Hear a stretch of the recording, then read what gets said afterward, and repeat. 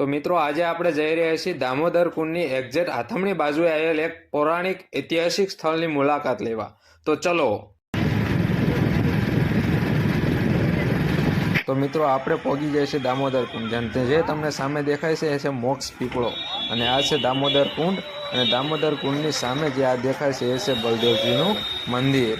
આ મંદિરની એક્ઝેક્ટ આ બાજુ છે આ રસ્તો જ્યાંથી આપણે જવાનું છે, જે જગ્યાએ જે આપણે જોવાની છે। તો ચલો તમને પણ દેખાડું એ જગ્યા।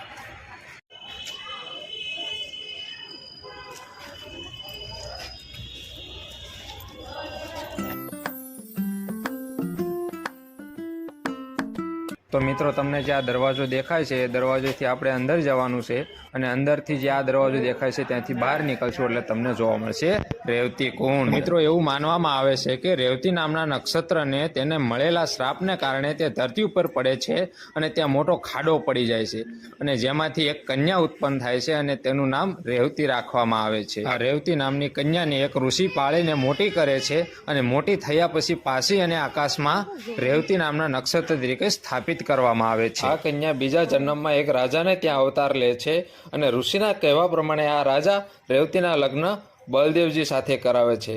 પછી બલદેવજી અને રેવતીજી ગિરનારની યાત્રાએ આવે છે ત્યારે ઋષિ ગર્ગના કહેવા પ્રમાણે રેવતીજી આ કુંડનો જીર્ણોદ્ધાર કરે છે અને ત્યાં 27 નક્ષત્રોનું સ્થાપન કરવામાં આવે છે। ત્યારથી જ આ કુંડ રેવતી કુંડ તરીકે પ્રચલિત થાય છે।